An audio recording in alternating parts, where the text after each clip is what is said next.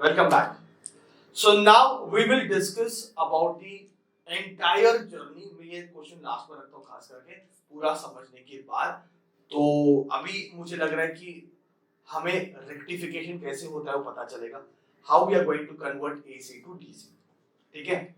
सबसे पहले तो हमें जो सोर्स है हमारा, लेट अस से मैं मेरे घर की बात करता हूँ, आप आपके घर की बात करो. जो गवर्नमेंट की तरफ से हमें जो इनपुट आता है, मतलब जो आउटपुट आता है, that is 230 volt and 50 hertz. Okay, तो हमारे घर पे 230 वोल्ट 50 हर्ट्ज एसी आता है, बराबर.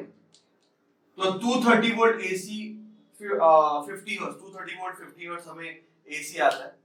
उस एसी का ओके इतना 230 वोल्ट का मुझे जरूरत नहीं. मेरे जो इंस्ट्रूमेंट्स है, मेरे जो इलेक्ट्रिकल इंस्ट्रूमेंट्स है वो अलग अलग वोल्टेज पे चलते हैं. जैसे मोबाइल का चार्जर 5 वोल्ट पे चल रहा है, टीवी सपोज 15 वोल्ट पे चल रहा है ना, ऐसा अलग अलग वोल्टेज पे चल रहा है. तो 230 वोल्ट तो हमें आया, तो सबसे पहले मैं यूज करूंगा ट्रांसफॉर्मर. ट्रांसफॉर्मर क्या करेगा? ट्रांसफॉर्मर डिजायर्ड आउटपुट लेके आएगा. मतलब अगर मुझे सिर्फ 5 वोल्ट चाहिए तो 230 वोल्ट का 5 वोल्ट करने का काम किसका है? ट्रांसफॉर्मर का है. आपने ट्रांसफॉर्मर में पढ़ा रहेगा, there are two types of transformer, one is step up and other one is step down depending upon the requirement. तो ये स्टेप डाउन कर दिया, 230 वोल्ट है, 230 वोल्ट का 5 वोल्ट कर दिया. 230 वोल्ट का क्या कर दिया? 5 वोल्ट कर दिया. ये बात समझ में आ रहा है? नक्की 10 वोल्ट 20 वोल्ट जो भी जितना भी आपका डिजायर्ड आउटपुट आपको जो चाहिए वो आएगा. तो पहला तो ट्रांसफॉर्मर लगेगा. फिर हम डायोड रेक्टिफायर को भेजते हैं.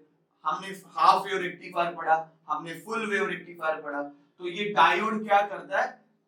रेक्टिफाई करता है. और इधर से जो आउटपुट आता है वो कैसे रहता है? It is AC plus DC, है कि नहीं?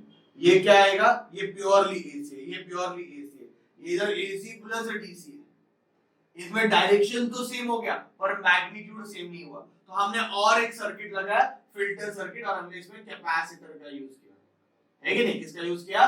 कैपेसिटर का यूज किया. और कैपेसिटर का यूज करके हमने जो फिल्टर सर्किट है उससे इसके रिपल्स कम कर दे, इसका एसी कंपोनेंट निकाल दिया, काफी हद तक रिपल्स कम कर दे. एंड अनरेगुलेटेड डीसी मिला. थोड़ा सा उसमें अभी भी रिपल्स है, थोड़ा सा उसमें अभी भी एसी का कंपोनेंट प्रेजेंट है, पर काफी हद तक फिल्टर हो गया. ये फिल्टर सर्किट का काम था, अनरेगुलेटेड डीसी लगा. और फिर हम वोल्टेज रेगुलेटर लगा के इधर लोड के अक्रॉस हम जो आउटपुट लेंगे वो प्योरली कैसे लेंगे? डीसी लेंगे. तो हमें एसी टू डीसी कन्वर्ट करने के लिए इतने कंपोनेंट, इतने सर्किट की जरूरत है. सबसे पहले तो ट्रांसफॉर्मर चाहिए डिजायर्ड आउटपुट वोल्टेज आने के लिए, कि हमें कितना वोल्टेज चाहिए. हमें 230 नहीं चाहिए, हमें सिर्फ 50 वोल्ट ही चाहिए. तो 230 का 50 वोल्ट करने का काम ट्रांसफॉर्मर है, और वो एसी को एसी में ही रखता है. फिर ये एसी सिग्नल हम किसको देते हैं? डायोड को देते हैं, डायोड रेक्टिफायर को देते हैं. डायोड उसको क्या करता है? एक एसी डीसी, एक मिक्स करंट बनाता है. एसी डीसी वाला करंट बनाया, ठीक है. इसमें डायरेक्शन तो सेम है पर फ्लक्चुएशन अभी भी है. इसमें से जो रिपल्स थे, इसमें जो एसी कंपोनेंट है, उसको निकालने के लिए हमने फिल्टर लगाया.